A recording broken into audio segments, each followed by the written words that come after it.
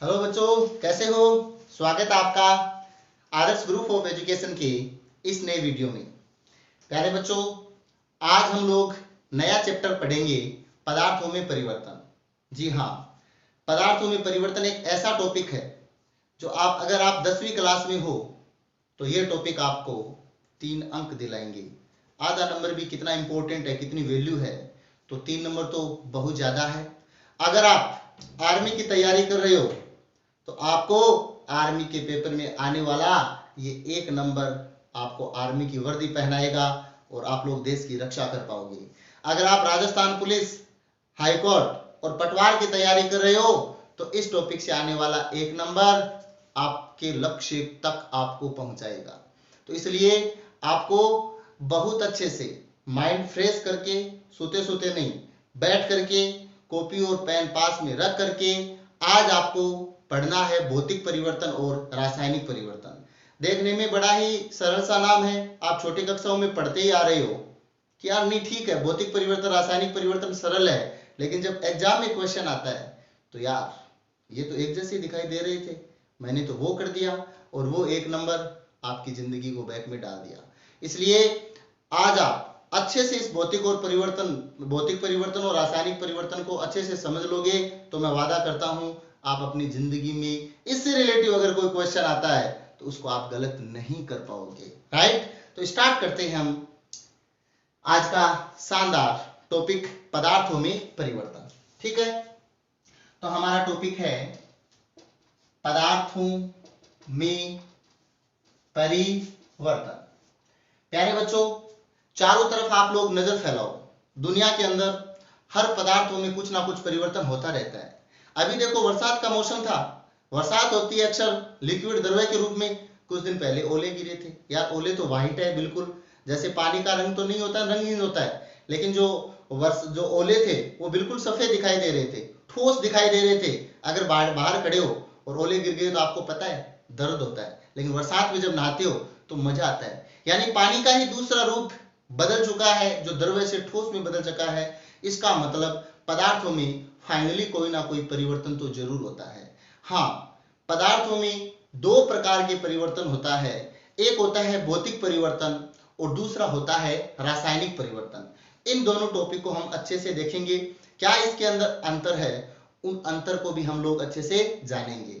तो पदार्थों के अंदर जैसे आप चारों तरफ नजर दौड़ाते हो, जैसे लोहा अगर बाहर रख दिया, बरसात आ गई, बूंद गिरी उसके ऊपर, कुछ दिनों के बाद में उसका रंग भूरा हो गया, उसका वजन बढ़ गया, उसके ऊपर जंग लग गया, यानी लोहा एक पदार्थ था, मतलब फाइनली कोई ना कोई परिवर्तन हुआ है उसके अंदर। पानी को आपने फ्रिज के अंदर रखा, बर्फ बन गया, फाइनली पानी में कोई परिवर्तन हुआ है। पानी को आपने गर्म किया, गर्म करते गए पानी खत्म हो गया उसमें, मतलब वाष्प बन करके वो उड़ गया आसमान में, फाइनली कुछ ना कुछ तो उसमें परिवर्तन हुआ ही है। तो इस प्रकार को परिवर्तनों को 2 भागों में विभाजित किया गया है और वो 2 भाग है भौतिक परिवर्तन और रासायनिक परिवर्तन। तो अब हम देखते हैं भौतिक परिवर्तन और एक रासायनिक परिवर्तन की जड़ तक पहुंचने का प्रयास करते हैं। तो बच्चों, भौतिक परिवर्तन है तो नंबर 1 भौतिक परिवर्तन और नंबर 2 रासायनिक परिवर्तन। हम समझेंगे भौतिक परिवर्तन को एकदम अच्छे से। सबसे पहले मैं एक उदाहरण देकर आपको बताऊंगा। जैसे आपको एक पन्ना दिखाई दे रहा है, यह आयताकार है, आमने सामने की भुजा बराबर है और प्रत्येक एंगल 90 डिग्री का दिखाई दे रहा है, तो ये एक प्रकार का आयताकार भाग है। अब मैं क्या करूंगा, इस कागज को क्या करूंगा, फाड़ूंगा ऐसे। ठीक है, बताओ कागज का आकार बदला कि नहीं बदला, बदल गया। क्या इस कागज के पन्ने से सोने की पन्नी थोड़ी बन गई, आकार में परिवर्तन हुआ है क्लियरली। अब मैं क्या करूंगा, इसको और ज्यादा भागों में तोड़ दूंगा, तो इस कागज का क्या हुआ बताइए, आकार में परिवर्तन हुआ है, न कि कोई नया पदार्थ बना है, रहा कागज का कागज ही है। अब मैं और भागों में तोड़ूं तो पदार्थ का आकार लगातार परिवर्तित होता जाएगा, इसका आयतन लगातार परिवर्तित हो जाएगा प्रत्येक टुकड़े का, लेकिन इसके अंदर कोई नए पदार्थ का निर्माण नहीं होगा। अब बहुत सारे कागजों को वापस, बहुत सारे जैसे अपन कागज बेचते हैं ना, कागजों को फैक्ट्री में ले जाकर के लुगदी बना करके वापस देखो ये नए नए कलर डाल करके नए नए रंगीन आपके पास कागज प्राप्त हो गए। लेकिन ये कन्फर्म है, फाइनल है कि आप कागज से सोना नहीं बना सकते हो, मतलब नया पदार्थ नहीं बना है। तो पहली बात आपको पता चला कि भौतिक परिवर्तन में कोई भी नया पदार्थ का निर्माण नहीं होता है। अब हम एक उदाहरण और आपको देकर के बताते हैं। प्यारे बच्चों, मेरे पास में जल है, ठीक है। अब जल का रासायनिक सूत्र क्या होता है बताओ? H2O है। जल का रासायनिक सूत्र क्या है? H2O है। और ये जो जल है, ये जल कौन सी अवस्था में है बताओ? द्रव अवस्था में है। जल कौन सी अवस्था में है? द्रव अवस्था में। अब मैंने क्या किया, इस जल को क्या किया? गर्म किया, राइट। जल को जब मैंने गर्म किया तो गर्म करने पर क्या प्राप्त हुई मुझे? वाष्प प्राप्त हुई। वाष्प का सूत्र भी क्या है? H2O। लेकिन वाष्प कौन सी अवस्था में है? गैसीय अवस्था में है। कौन सी अवस्था में है? गैसीय। देखो सेम जल ही है, यहां पर तो ये द्रव अवस्था में है और यहाँ पे कौन सी अवस्था में है? गैसीय अवस्था में। जबकि रासायनिक संगठन, रासायनिक अणुभार में कोई परिवर्तन नहीं हुआ है, राइट। अब बच्चों, इस जल को हमने ठंडा किया तो ठंडा करने पर क्या बना बताइए? बर्फ बना, राइट। अब बर्फ है, बर्फ का सूत्र भी क्या है बताओ? H2O है। लेकिन इसकी अवस्था क्या है यहाँ पे बताओ? ठोस अवस्था है। कौन सी अवस्था है? ठोस अवस्था है, ठीक है। तो प्यारे बच्चों, यहाँ पे एक ही पदार्थ है, बर्फ, जल, वाष्प, सबका सूत्र क्या है? H2O। लेकिन यहाँ पे अवस्था अलग अलग है। यहाँ पे ये ठोस है, यहाँ पर जल कौन सी अवस्था में है? द्रव अवस्था में है। और यहाँ पर कौन सी अवस्था में है? गैसीय अवस्था में है। तो आप समझ गए हो कि ये एक प्रकार का कौन सा परिवर्तन है? भौतिक परिवर्तन। क्योंकि जल से कहीं दूध थोड़ी बन गया, मावा थोड़ी बन गया। ऐसा थोड़ी है कि जल को फ्रिज में रखो और खीर प्राप्त हो गई।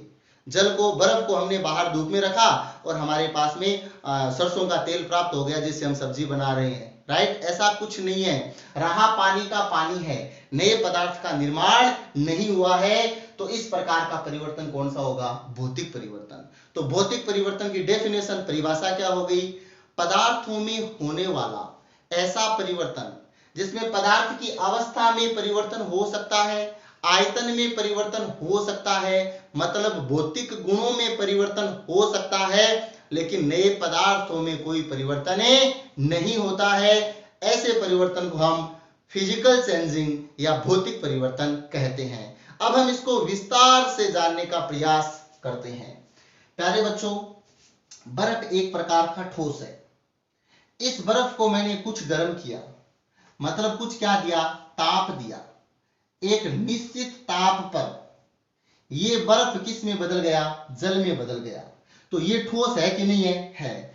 किसी ठोस वह न्यूनतम ताप जिस पर कोई ठोस पिघल जाता है, तो उस न्यूनतम ताप को क्या कहते हैं? गलनांक कहते हैं। एक नई चीज आ गई आपके पास, गलनांक। गलनांक से कहते हैं वह न्यूनतम ताप जिस पर कोई ठोस पदार्थ पिघल जाता है, गल जाता है, तो उस निश्चित ताप को हम क्या कहेंगे? गलनांक कहेंगे, राइट।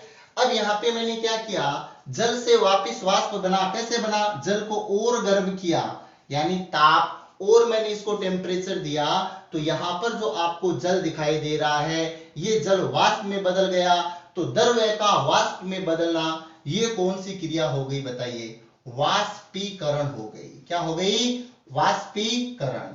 तो किसी भी जब द्रव होता है, द्रव अगर उबलने लग जाता है तो उस निश्चित टेम्परेचर को हम कहेंगे क्वथनांक। जैसे जल का मतलब जल कितने डिग्री पर उबलने लग जाता है? 100 डिग्री सेंटीग्रेड पर उबलने लगे जाता है। तो जल का क्वथनांक कितना है? 100 डिग्री सेंटीग्रेड, राइट। तो यहाँ पे आपको दिखाई दे रही है बर्फ। बर्फ से क्या बना? जल। जल से क्या बना? वाष्प। ठोस से द्रव में बदलने पर जो निश्चित ताप होता है वो गलनांक होता है, और जल से वाष्प बनने पर वो भी जो ताप होता है वो क्वथनांक हमने एक प्रकार का कह दिया, ठीक है। अब देखो आप लोग, बात ताप की कर रहा हूं मैं। अब मैंने इस वाष्प थोड़ा ठंडा किया, ठीक है।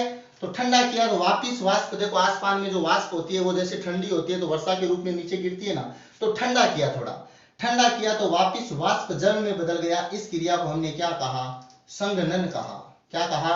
संघनन कहा। वाष्प का द्रव में बदलना क्या कहलाता है? संघनन कहलाता है। यहाँ पे मैंने कुछ ताप कम किया है, यानी ताप की बात हो रही है। अब मैंने क्या किया? जल का टेम्परेचर और कम किया, फ्रिज में रखा, उसका ताप और कम किया, तो यहाँ पे जो आपको जल दिखाई दे रहा है वो जल बर्फ में बदल गया है। इस क्रिया को हम क्या कहेंगे? पिंडन कह देंगे कि भाई जल का किस में बदल चुका है? ये बर्फ में बदल चुका है। तो प्यारे बच्चों, ताप ताप ताप ताप मतलब वो भौतिक गुण कौन से हैं? वो एक है भौतिक गुण, यानी किसी भी पदार्थ का ताप बदलने पर पदार्थ की अवस्था में परिवर्तन हो सकता है, लेकिन नए पदार्थों का निर्माण नहीं होता है। तो वो कौन सा परिवर्तन हुआ? आपका भौतिक परिवर्तन हुआ।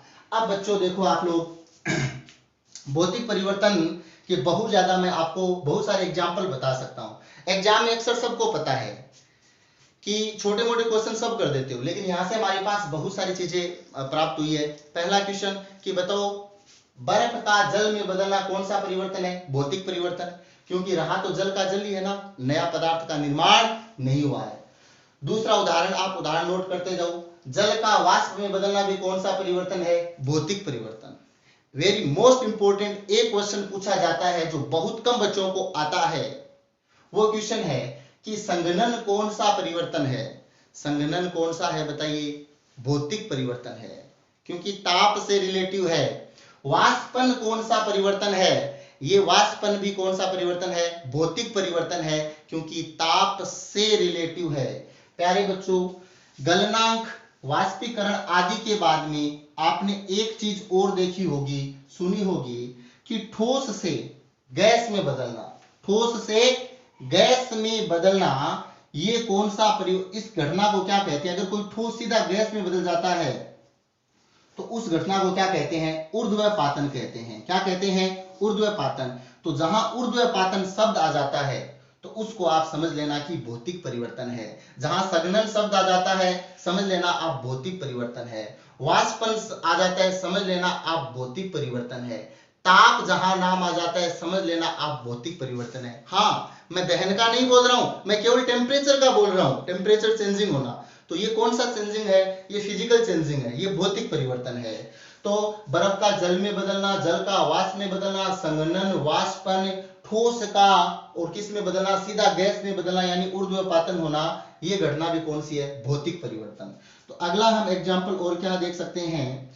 नेक्स्ट एग्जाम्पल कि नौसाधर का ऊर्ध्वपातन। नौसाधर, अब देखो नौसाधर का सूत्र होता है NH4Cl, ये रासायनिक संगठन है इसका, राइट। ये है ठोस अवस्था में। अगर आप इसको खुले में रखोगे ऐसे तो ये किस में बदल जाएगा? ये बदल जाएगा गैसीय अवस्था में। तो ठोस का सीधा गैसीय अवस्था में बदलना क्या कहलाएगा? ऊर्ध्वपातन कहलाएगा। अब इस गैसीय अवस्था में भी नौसाधर का सूत्र क्या है? NH4Cl है। सूत्र में कोई चेंजिंग नहीं हुई है, लेकिन अवस्था ठोस से किस में चेंज हो गई? गैस में। तो ये कौन सा परिवर्तन है? भौतिक परिवर्तन। जैसे कपूर के बारे में आपने देखा होगा, कपूर घरों में कपड़ों में रखा जाता है ताकि कोई कीट वगैरह उन कपड़ों में नहीं जा पाए, कपड़ों को नहीं काट सके। तो कपूर भी धीरे धीरे वो ठोस होता है, वो कोई कपड़े गीले थोड़ी हो जाते हैं, वहां पे अपनी गंध फैलाते हैं, वाष्प के रूप में चेंजिंग हो जाता है। तो ये ऑलरेडी ऊर्ध्वपातन की ही घटना है। तो ऊर्ध्वपातन से रिलेटिव है वो सारे कौन से परिवर्तन है? भौतिक परिवर्तन है। तो प्यारे बच्चों, इसके अलावा देखो मेरे पास मान लीजिए सोने का कोई आभूषण है। अब उस सोने के आभूषण को आप जो सोनार होता है उसके पास ले जाकर के आप उस सोने की मान लीजिए अंगूठी है, उस अंगूठी से आप और कुछ आभूषण बना सकते हो। तो सोने का पिघलना हुआ है। अब सोने को पिघलने पर चांदी थोड़ी बन गई, तो वो भी कौन सा परिवर्तन है? भौतिक परिवर्तन है। तो देखो नौसाधर का ऊर्ध्वपातन होना, सोने का पिघलना, ये भी कौन सा परिवर्तन है? भौतिक परिवर्तन है। और भी मैं आपको बहुत सारे एग्जाम्पल अभी बताने वाला हूं, तो वो देखो आप। तो ये हो गई आपकी, चालू हो गया क्या किसी देख, ये हो गई आपकी जो परिभाषा भौतिक परिवर्तन की। पदार्थों में होने वाला वह परिवर्तन जिसमें उसकी भौतिक अवस्था में परिवर्तन होता है। भौतिक अवस्था मतलब उसमें ताप, उसके आकार में परिवर्तन हो सकता है, उसके आयतन में परिवर्तन हो सकता है ना, ठोस, द्रव्य, गैस आदि अवस्थाओं में परिवर्तन हो सकता है। किंतु पदार्थों के रासायनिक संगठन, जैसे जल का सूत्र द्रव अवस्था में H2O है, तो बर्फ में भी क्या है? H2O, और वाष्प में भी क्या है? H2O। उसको कहते हैं रासायनिक संगठन। यानी रासायनिक संगठन वह रासायनिक गुणों में कोई परिवर्तन नहीं होता है, उसे क्या कहते हैं? भौतिक परिवर्तन कहते हैं। ये है अपनी भौतिक परिवर्तन की परिभाषा। अब एग्जाम्पल नोट करना है। देखो अक्सर क्या पूछा जाता है, एक मैंने पेपर देखा था, उसमें आया था बल्ब का जलना। बल्ब का जलना। आपको कोई पूछे यार बल्ब का जलना कौन सा परिवर्तन है, तो बल्ब आप यार लाइट चली जाएगी तो ऑफ हो जाएगा और लाइट आने पर वापस जलने लग जाएगा। बल्ब से वहां पर कोई टोरस थोड़ी बन गई, या फिर बल्ब में वहां पे कोई पंखा थोड़ी लग गया। तो बल्ब का जलना एक प्रकार का कौन सा परिवर्तन है? बल्ब का जलना एक प्रकार का भौतिक परिवर्तन है। राइट, अभी थोड़ी देर पहले बताया था, आपसे पूछ रहा हूं, बताओ संघनन अगर कहीं नाम आ जाए, संघनन, क्योंकि संघनन मैंने बताया था ना, संघनन क्या था बताओ? वाष्प से, जब वाष्प का आपने टेम्परेचर कम कर दिया तो वो क्या बना? द्रव। तो वाष्प से द्रव बनने की क्रिया को क्या कहते हैं? संघनन।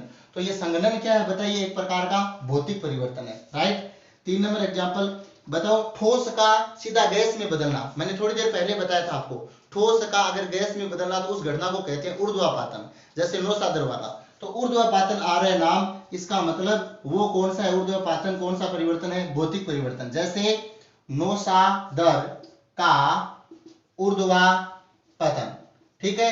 नौसादर का सूत्र क्या होता है? NH4। अगर आप NH4Cl अमोनियम क्लोराइड, अगर आप इसको ठोस अवस्था में ये भी सूत्र होता है और वाष्प में भी यही सूत्र होता है, यानी रासायनिक संगठन में कोई परिवर्तन नहीं हो रहा है। तो ये मोस्ट है, बहुत बार एग्जाम में पूछा जाता है, काफी बार पूछा जाता है ये, क्या नौसादर का ऊर्ध्वपातन होना या कपूर की गोली का ऊर्ध्वपातन होना कौन सा परिवर्तन है? तो वो भी कौन सा है? भौतिक परिवर्तन। एक क्वेश्चन अक्सर पूछा जाता है, लोहे का चुंबकित होना, लोहे का चुंबकित होना। तो देखो ये यहाँ पे गौर करना, लोहे पर जंग लगना रासायनिक परिवर्तन होता है, जो मैं बाद में बताऊंगा, लेकिन यहाँ पे लोहे का चुंबकित होना है। जैसे मान लीजिए आपने घर पे प्रयोग किया है, मेरे पास ये चुंबक है, इस चुंबक के मैंने एक आलपिन लगाई, एक आलपिन लगा दी, आलपिन बेचारी नीचे लटक रही है, राइट। अब मैंने दूसरी आलपिन इस पहली आलपिन के लगा दी, तो वो आलपिन उस आलपिन की चिपक जाएगी, चुंबक के नहीं, आलपिन की।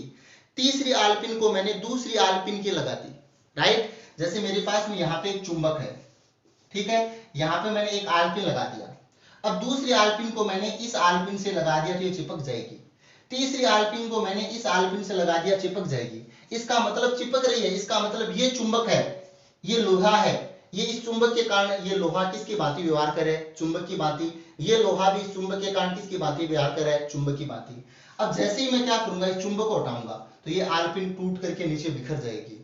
तो रही तो आलपिन की आलपिन ही है ना, ऐसा थोड़ी है कि यहाँ पे जैसे चुंबक से आलपिन लगाई और हमारे पास में एक एल्यूमिनियम बन गया, ऐसा नहीं होता है, राइट। तो लोहे का चुंबकित होना बहुत मोस्ट है, एसएससी में आया हुआ है, लोहे का चुंबकित होना कौन सा परिवर्तन है? तो बहुत सारे बच्चे आगे पढ़ते ही नहीं है, बच्चे ऐसे समझते हैं, साइकोलॉजी बनी रहती है कि जल्दी जल्दी करे। बहुत से बच्चे क्या कर देते हैं, लोहे का जंग लगना ये समझ करके रासायनिक परिवर्तन कर देते हैं। तो लोहे का चुंबकित होना कौन सा परिवर्तन है? एक प्रकार का भौतिक परिवर्तन है।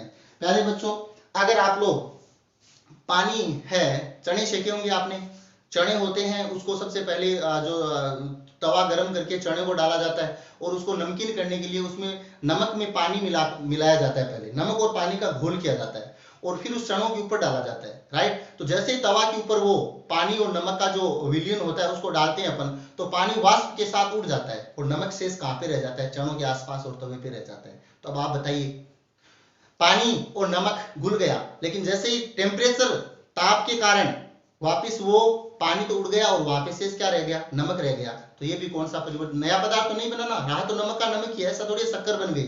तो वो कौन सा परिवर्तन है? भौतिक परिवर्तन। तो नमक का पानी में घुलना, ये भी कौन सा परिवर्तन है बताइए? भौतिक परिवर्तन है। इसी प्रकार से शक्कर है, जैसे हमने पानी है और पानी के अंदर शक्कर डाला, तो शक्कर पहले भी मीठी थी और पानी के अंदर डालने के बाद भी देखना उसका टेस्ट मीठा ही है, राइट। तो वो अब हम क्या करेंगे, वापस से जब इसका शक्कर और पानी अगर एकदम गुला दिया, अब आप टेम्परेचर बढ़ाते जाओ तो पानी भाप के साथ उड़ जाएगा और वापस आप शक्कर को प्राप्त कर सकते हो। तो ये भी एक प्रकार का शक्कर का पानी में घुलना, शक्कर का पानी में घुलना, ये भी कौन सा परिवर्तन? एक प्रकार का भौतिक परिवर्तन है, राइट। इसके अलावा आप लोग देख सकते हो और भी बहुत सारे, लकड़ी का टूटना, लकड़ी का टूटना, तो लकड़ी का टूटना कौन सा परिवर्तन है? भौतिक परिवर्तन है। इसी प्रकार देख सकते हो मोम का पिघलना, मैंने जलना नहीं बोला है, पिघलना वो गलनांक वाली बात है, पिघल रही है मोम, राइट। तो उसका आकार आयतन चेंज हो गया बट रही मोम की मोम है, तो वो भी एक प्रकार का कौन सा परिवर्तन है? भौतिक परिवर्तन है प्यारे बच्चों। तो इस प्रकार के बहुत सारे एग्जाम्पल आपके सामने है। संघनन आसवन नाम आ जाए, आसवन, तो वो भी एक प्रकार का कौन सा परिवर्तन है? भौतिक परिवर्तन है। तो पदार्थों में दो प्रकार का परिवर्तन होता है, नंबर एक भौतिक परिवर्तन, नंबर दो रासायनिक परिवर्तन। भौतिक परिवर्तन में नया पदार्थ नहीं बनता है, अवस्था बदल सकती है, टेस्ट भी बदल, जो टेस्ट जैसे शक्कर में पानी में वगैरह मिलाया, शक्कर का कोई टेस्ट में कोई चेंजिंग नहीं हुआ। कोई भी पदार्थ गल सकता है लेकिन नए पदार्थ नहीं बनता है, वो कौन सा परिवर्तन होता है? आपका भौतिक परिवर्तन होता है, राइट। अब हम देखते हैं भौतिक परिवर्तन के कारण। तो ये सब नोट करने हैं आपको, एग्जाम्पल बहुत सारे और भी खुद को एग्जाम्पल बनाने हैं। और आप अगर कोई भी आपके दिमाग में हो कि कौन सा परिवर्तन किस में, तो आप कमेंट में जरूर बताइए कि सर ये कौन सा परिवर्तन है, मैं आपको उत्तर बताऊंगा इसका, ठीक है। कुछ बाद में वर्क भी दूंगा कि बताइए ये कौन सा किस में परिवर्तन है। अब है इसका जो भौतिक परिवर्तन है, उसके कुछ मैं कारण गुण बता देता हूं आपको। नंबर एक बात, ये उत्क्रमणीय परिवर्तन होता है, उत्क्रमणीय परिवर्तन। हम गुणों की बात कर रहे हैं, भौतिक परिवर्तन के गुणों की बात कर रहे हैं, ठीक है। उत्क्रमणीय परिवर्तन का मतलब क्या हुआ बताओ? उत्क्रमणीय परिवर्तन का मतलब हुआ कि जैसे मेरे पास में क्या है, बर्फ, बर्फ से क्या बना? जल। एक दिशा में जल से वापस क्या बन गया? बर्फ। यानी बर्फ से जल, जल से बर्फ, बर्फ से जल, जल से बर्फ, ये घटना होती रही है। अभिकारक से क्या बन रहा है? उत्पाद, और उत्पाद पुनः किस में बदल रहा है? अभिकारक में। अभिक्रिया दोनों दिशाओं में चल रही है। तो इस प्रकार के परिवर्तन को हम क्या कहेंगे? उत्क्रमणीय परिवर्तन, राइट। दूसरा, इसमें नया पदार्थ नहीं बनता है, नया पदार्थ नहीं बनता है। और तीसरा इसका क्या है? तीसरा इसका ये है कि ये केवल एक ही दोनों दिशाओं में चलता है, राइट। और ये परिवर्तन अस्थायी होता है। कौन सा परिवर्तन होता है? अस्थायी परिवर्तन। अस्थायी परिवर्तन का मतलब क्या होता है कि ऐसा थोड़ी है कि बस एक बार पानी है वो हमेशा पानी रहेगा, बर्फ कभी नहीं बन पाएगा, नो। और ऐसा थोड़ी है कि जो बर्फ है वो बर्फ ही रहेगी, पानी नहीं बन पाएगी, नो। यानी इसका कारण हटाने पर, कारण जैसे बताइए बर्फ क्यों बना? टेम्परेचर कम कर दिया, टेम्परेचर के कारण बर्फ बनी है, आप टेम्परेचर वापस बढ़ा दो यार, पानी बन जाएगा। तो कारण हटाते ही वो मूल पदार्थ बन जाता है, ठीक है। तो भौतिक परिवर्तन में नया पदार्थ बनता है, वो बनने वाला नया पदार्थ वापस मूल पदार्थ में चेंज हो सकता है। तो ये इसके हो गए कारण। उत्क्रमणीय परिवर्तन में नया पदार्थ नहीं बनता है, अस्थायी परिवर्तन होता है, भौतिक गुणों में ही केवल परिवर्तन होता है, रासायनिक संगठन में परिवर्तन नहीं होता है। तो ये सारा का सारा कौन सा परिवर्तन हो गया? भौतिक परिवर्तन। तो मैं उम्मीद करता हूं कि आपने संघनन, आसवन, गलनांक, क्वथनांक और ऊर्ध्वपातन, गलना, ये सारी चीजें हैं, ये आप ध्यान में रखोगे, दिमाग में रखोगे, तो ये सारी किस में आएगी? आपके भौतिक परिवर्तन में आएगी। अब हम पढ़ते हैं रासायनिक परिवर्तन। तो भौतिक परिवर्तन पूरा समझने के बाद में अगला हमारा है रासायनिक परिवर्तन। तो इसको भी आप मजे से देखिए, रासायनिक परिवर्तन क्या है। प्यारे बच्चों, ये है भौतिक परिवर्तन का उल्टा। और याद करो, जब छोटे थे ना, हम कैसे पढ़ते थे कि एक जब परिभाषा अच्छे से याद करते थे और हमारे सर कहते थे कि ये परिभाषा इसकी उल्टी है, तो हम एक ही शब्द याद, हाँ वाला नहीं और नहीं वाला हाँ, इतना ही पढ़ते थे। तो बस इतना ही देखना है यार। जो रासायनिक परिवर्तन है, इसमें नए पदार्थ का निर्माण होता है, और जो नया पदार्थ बना है ना, वो वापस मूल पदार्थ में नहीं बदलने वाला है। इसके रासायनिक संगठन में भी परिवर्तन होता है, गुण, अवस्था, आकार आदि में परिवर्तन के साथ साथ रासायनिक संगठन में भी बनता है, और जो नया पदार्थ बना है वो वापस मूल पदार्थ में नहीं बनने वाला। जैसे मान लीजिए मेरे पास कोयला है, क्या है? कोयला है, कोयला। कोयला क्या है? सी।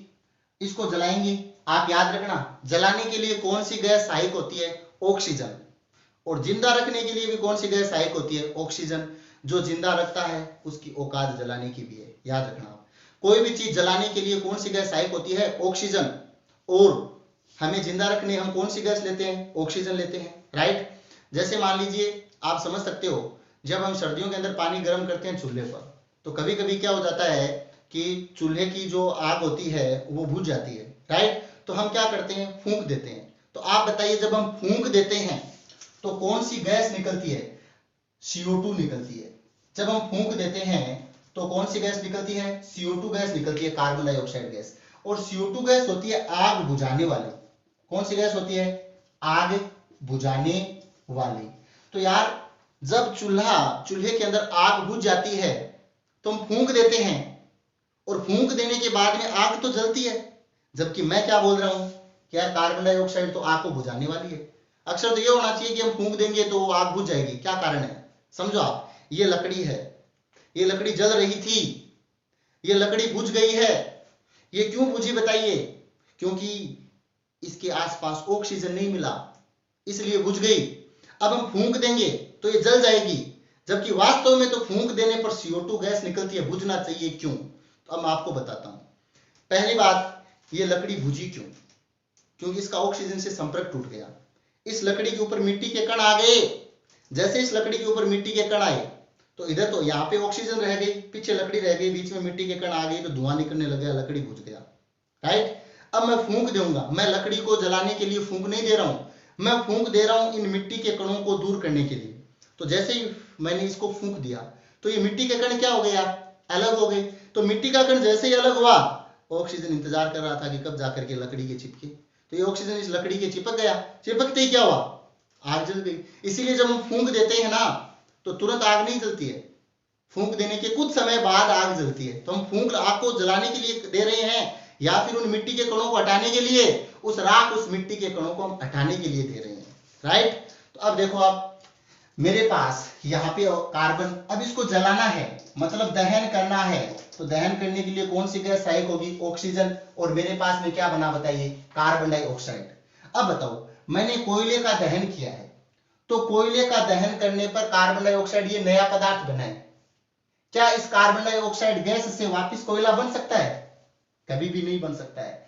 ये नया पदार्थ बना है, लेकिन क्या नया पदार्थ वापस मूल पदार्थ में बदल सकता है? नहीं बदल सकता है। जब मैंने कोयले का दहन किया तो ये कार्बन डाइऑक्साइड गैस बनी, लेकिन कार्बन डाइऑक्साइड गैस से वापस कोयला नहीं बना। अगर ऐसे कोयला बनता तो आप सब लोग चाहो उतना कोयला बना सकते थे, क्योंकि हम लोग कौन सी गैस? Carbon dioxide. मैं बोलता कि आप इतने बैठे हो, 1-1 किलो कोयला बनाओ, तो आप करते लो सर, क्योंकि अभी मैंने जो फूंक दी है वो कौन सी गैस निकली है? Carbon dioxide gas. तो उससे तो यार बहुत सारे कोयले बन सकते थे। ऐसा थोड़ी होता है, कार्बन डाइऑक्साइड गैस से कोयला नहीं बनता है ना, नहीं बनता है। मतलब जो एक बार पदार्थों में परिवर्तन हो गया वो फिर गर्दन करने के बाद में ही नए पदार्थों में नहीं बदल सकता। ऐसा हमारा परिवर्तन होता है, रासायनिक परिवर्तन। तो इसकी परिभाषा आप नोट कर लेना। पदार्थों में होने वाला ऐसा परिवर्तन जिसमें नए पदार्थों का निर्माण होता है और जो नया पदार्थ बना है वो मूलतः वापस मूल पदार्थ में नहीं बदल सकता। ऐसा परिवर्तन कौन सा होता है? रासायनिक परिवर्तन होता है। तो सबसे पहला हमने एग्जाम्पल लिखा दिया रासायनिक परिवर्तन का, कोयले का दहन होना। अब शब्द पकड़िए आप, क्या क्या रटोगे? जहां दहन नाम आ जाता है वो रासायनिक परिवर्तन होता है, और जहां ताप में परिवर्तन नाम आ जाता है वो भौतिक परिवर्तन होता है। जहां दहन नाम आ जाता है, बताइए कोयले का दहन होना कौन सा परिवर्तन है? रासायनिक। लकड़ी का दहन होना कौन सा परिवर्तन है? रासायनिक। मोमबत्ती का जलना कौन सा परिवर्तन है? रासायनिक परिवर्तन है। राइट। तो दहन जहां पर नाम आ जाता है तो वो कौन सा परिवर्तन है? वो है आपका रासायनिक परिवर्तन। राइट। अब एक एग्जांपल और समझाता हूं आपको। मेरे पास है भाई दूध, 1 लीटर दूध है, दूध में थोड़ा सा खट्टा पदार्थ मिलाया, थोड़ा सा दही मिलाया, तो ये दूध सुबह तक किस में बन गया बताइए? दही में बन गया। अब दही में थोड़ा बहुत दूध बाकी थोड़ी रहेगा यार, दूध से क्या बन गया बताइए? दही बन गया। ठीक है। अब क्या किया? विलोवना किया हम लोगों ने। तो विलोवना करने पर यार क्या बना? ये यहाँ पे हमारे पास दही से क्या प्राप्त हुआ? 2 उत्पाद प्राप्त हुआ। एक तो हमारे पास मक्खन प्राप्त हुआ और दूसरा हमारे पास लस्सी, जिसे छा बोलते हैं अपन, छाछ, लस्सी प्राप्त हुई। राइट। मक्खन प्राप्त हुआ, लस्सी प्राप्त हुआ। अब आप बताइए, क्या लस्सी से वापस दही बन सकता है? नहीं। क्या वापस दही से दूध बन सकता है? नहीं। अगर दही से दूध बनता ना तो मैं मार्केट से 1 किलो दही लाता और दुकानदार को बोलता कि भाई जी 1 किलो हमें दही दे दो, आधा दही तो मैं खा लूंगा, आधा किलो तो, और आधा किलो दही का मैं दूध बनाऊंगा, और वो जो दूध बना है ना उस दूध की मैं चाय बनाऊंगा, उस दूध से मैं कोई रसगुल्ले बनाऊंगा, पनीर की सब्जी बनाऊंगा। तो ऐसा पॉसिबल थोड़ी है। नहीं। दूध से क्या बना है? दही।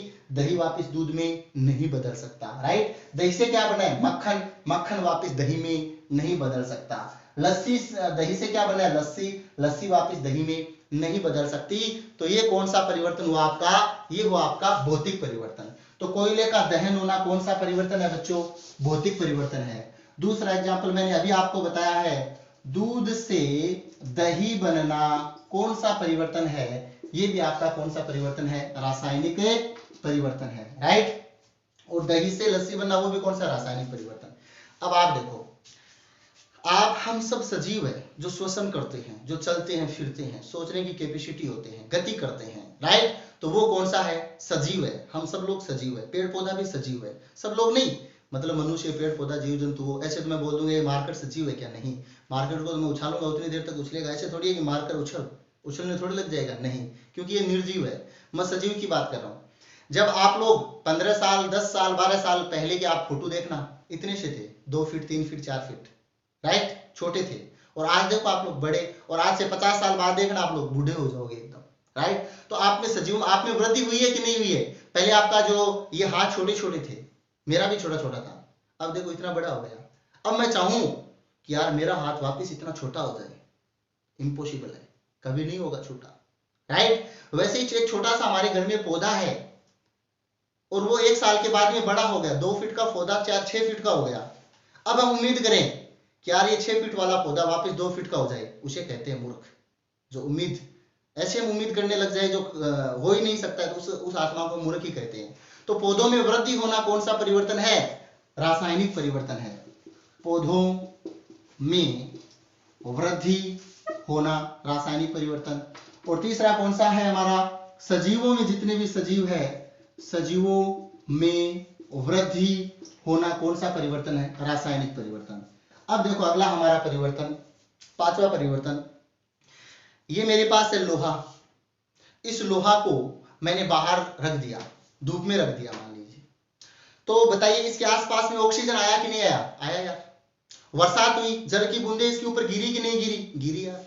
नाइट के समय में नमी के कारण जल की बूंदें लगी कि नहीं लगी, लगी। वो नमी, वो आर्द्रता, वो जल, वो हवा चारों तरफ से इस लोहे को घेरना स्टार्ट कर देता है, और ये लोहे के ऊपर धीरे धीरे जंग लग जाता है। लोहे का जो काला था वो भूरे रंग का बदलने लग जाता है, जो 1 किलो का था वो 1.25 किलो का होने लग जाता है, इसके भार में वृद्धि होने लग जाती है।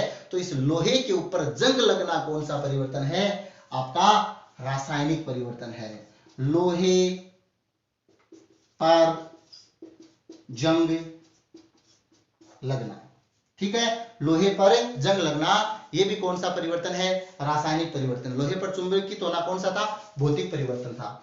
और भी देखो, किण्वन जहां पे नाम आ जाता है, किण्वन होना, ये कौन सा परिवर्तन होता है, जो किण्वन होता है ये भी हमारा कौन सा परिवर्तन होता है, रासायनिक परिवर्तन होता है। ये किण्वन क्या है, मेरे पास एकदम नॉर्मल बता रहा हूं आपको, जनरल ऐसे समझ आओगे आप। जल है, इस जल के अंदर हमने मिला दिया शक्कर या चीनी, तो पहले फीका पानी था वो मीठा पानी हो गया, इसको पानी चीनी बोल देते हैं, ठीक है ना। जैसे नींबू, पानी के अंदर नींबू मिला के नींबू पानी बोलते हैं ना, वैसे जब पानी के अंदर चीनी मिला दिया तो इसको क्या बोल देंगे, पानी चीनी। तो पहले पानी था, ये पानी चीनी हो गया, राइट। अब क्या करेंगे, इसके अंदर एक यीस्ट नामक का कवक डाल देंगे, ठीक है। जैसे यीस्ट डाल करके इसको हम ढक देंगे, तो कुछ दिनों के हम बाद देखेंगे कि अंदर ये सड़ गया, ये जो मेटल था ना अंदर चीनी, ये सड़ गया, गल गया, मतलब यहां पर अल्कोहल का निर्माण हो गया। अरे यार नया पदार्थ बन गया है, देखो आप लोग, जो पहले पानी था चीनी था, इससे एक नया पदार्थ निकल कर आ गया, अल्कोहल। पानी का सूत्र कहां H2O था, कहां सल्फर था, कहां अल्कोहल C2H5OH, अलग बन गया ना, राइट। तो ये एथेनॉल बन गया, नया पदार्थ बन गया। इस घटना को हम कहेंगे किण्वन। तो ये किण्वन की क्रिया, गन्ने का किण्वन वगैरह होता है ना, तो ये किण्वन की क्रिया कौन सा परिवर्तन है बताइए, ये है रासायनिक परिवर्तन है, राइट। इसी प्रकार से हम और भी बहुत सारे इसके उदाहरण देख सकते हैं। जैसे रोटी का पकना, पहले आटा है, आटे का लोया बना करके हमने बेल करके इसको तवे के ऊपर डाला है तो पक गया। अब पकी हुई रोटी से वापस आटा बनाकर देखो, नहीं बनेगा यार।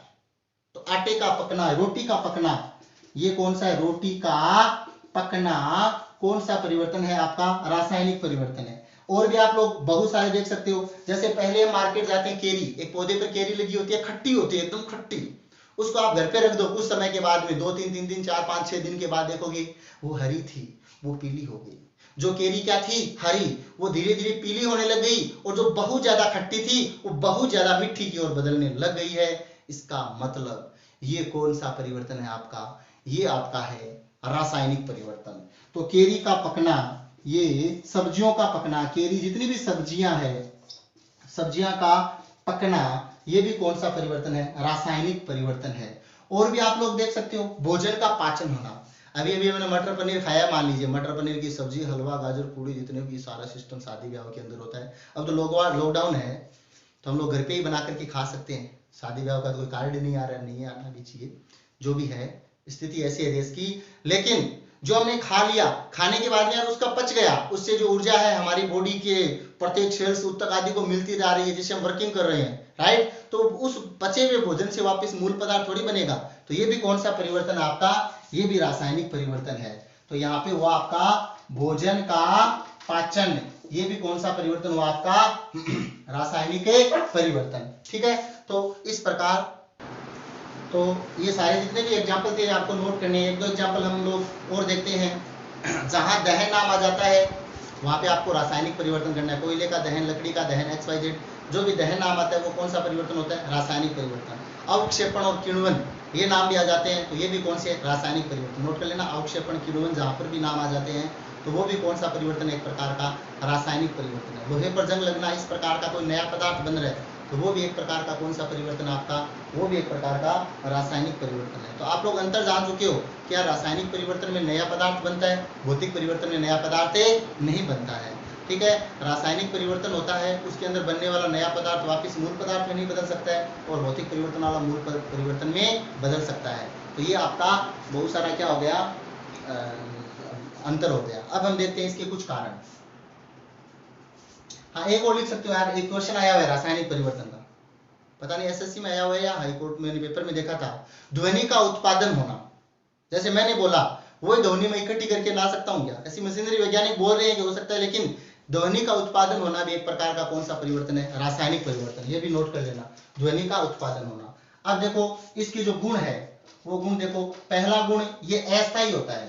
रासायनिक परिवर्तन कौन सा होता है, अस्थायी। अस्थायी कैसे हुआ, क्योंकि दूध से क्या बन गया, दही।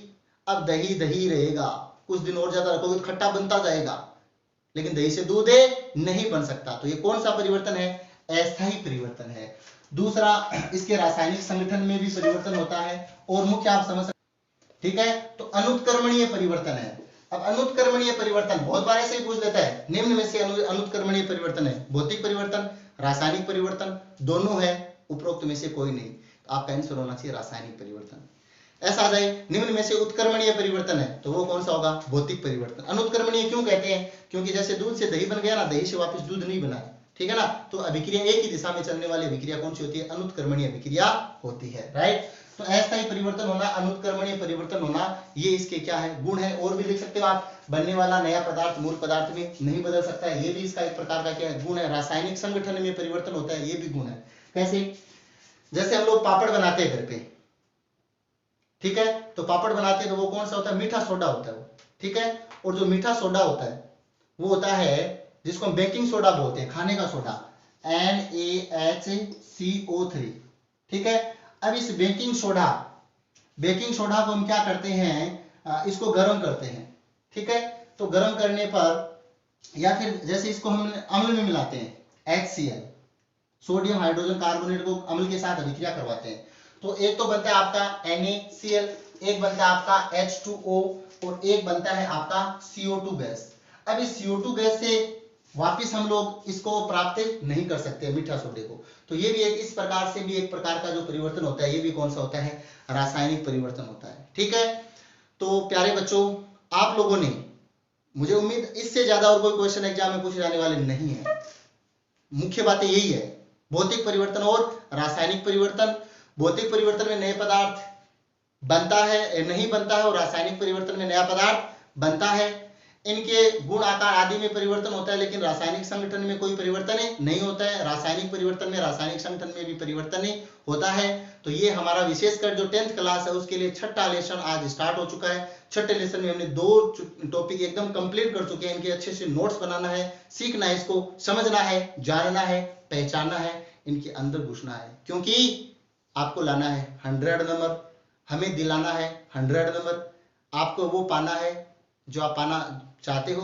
और आज का ये जो साल है बहुत इंपॉर्टेंट और वैसे देखे तो आपकी जिंदगी को यादगार रखने वाला साल है। क्या लॉकडाउन में मैं घर पे मोबाइलों से पढ़ करके, ऑनलाइन पढ़ करके आउट ऑफ मार्क्स लाया था मैथ साइंस आदि में। तो ऐसा आपके अंदर एक जुनून होता है, वो होना चाहिए, और यही जुनून होता है जो इंसान को यहाँ से वहां तक, और जब जुनून डाउन हुआ तो यहाँ से वापस यहाँ तक पहुंचा सकता है। धन्यवाद। उम्मीद करता हूं आप लोग ये सारी चीजें अच्छे से पढ़ेंगे।